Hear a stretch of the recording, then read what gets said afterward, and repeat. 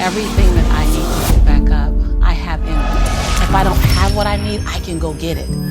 Once I figured that out, the world was my playground. The question was just, where do I go get it? I don't know about that. Where do I go get it? And I don't come from a learning background where I was a great student. I wasn't, my highest grade in school was a C+. And when I got a C+, I did the happy dance. And so I didn't have a background where studying was natural for me. But when I realized that if I go study something and I learn it, I own it, it's mine now, man, it was crazy because all through school I struggled. The last time I took an English class, my English teacher told me I was the weakest writer she ever met in her entire life. Lovely. Yeah, lovely. And the same year I took a speech class, and my speech teacher, he said, quote unquote, Miss Nichols, I recommend you never speak in public, that you get a desk job. And so it was demotivated people, sad people, hurt people hurt, sad people make other people sad. Bottom line, don't take it personal, hurt people hurt. That's really rad. I don't want to derail your story because your story is amazing. We are going to finish that tale.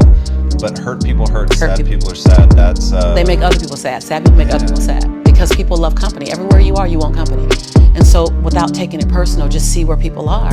And so a part of that was I had to see who I was hanging around. And, miserable people want company, and I had to literally be willing to not only relocate my mind, but relocate my body so I can relocate my finances, relocate my possibility, relocate my son's future. I was very clear the future my son was going to have if I didn't do something.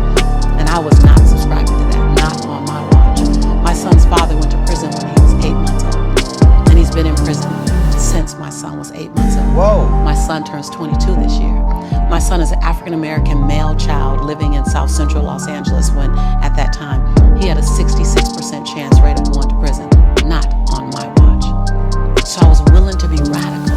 See, most people want the convenience of transformation without the inconvenience required for transformation. So my grandmother says, and I love to repeat this, your conviction, what you're passionate about, your conviction and your convenience don't live on the same block.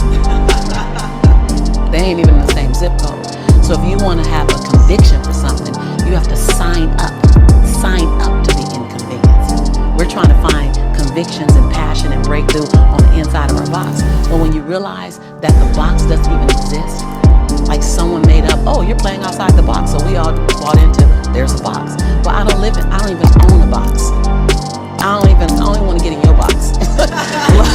You better come out here because I ain't getting in there. And so when you start thinking like that, Tom, all of a sudden, everything is possible.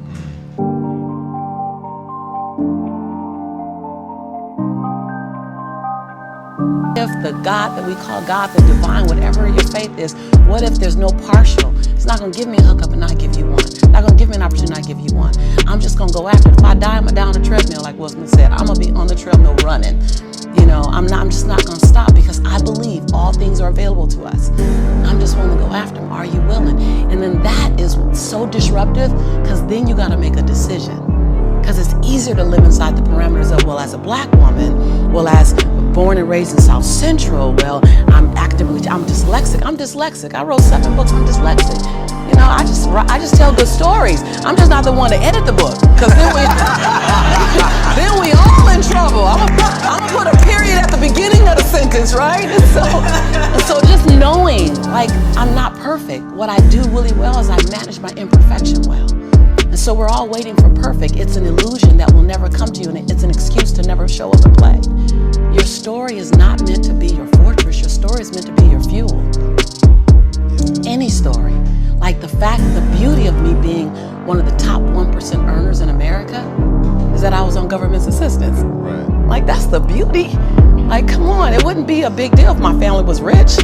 Whatever. I'm supposed to do something. The beauty is that when you show the little engine that could story, I'm not gonna run fast, but I ain't gonna stop running. I might slow down and have to breathe and catch my breath, but I'm not stopping because I believe all things are available to all of us, and good people should do well. Because when good people do well, good people just do more good in the world.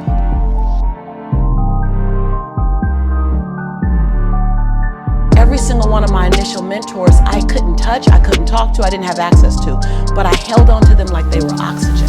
because they were my visit to Beverly Hills. And so I would go in my head, I would go through television, and I didn't want to be rich. I never really aspired to be rich, and I never aspired to be famous. I aspired to have peace of mind, to have grace and ease in my life, to be able to provide for myself. So I already had this experience that I wanted.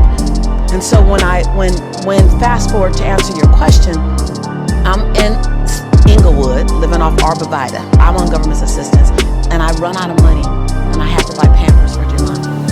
And I had $11.42 in the bank. And I remember wrapping my son in a towel for 2 days. You know, someone said, because when I tell the story, I always get teary-eyed. And someone said, do you fabricate the tears because you've told the story so much? No, I'm a mama. Every time I tell the story, I feel it again. I remember the second day, like you said, I had my hand on Jelani's stomach, and I said, don't worry, baby. Mommy will never be this broke or broken again. And that day, what shifted for me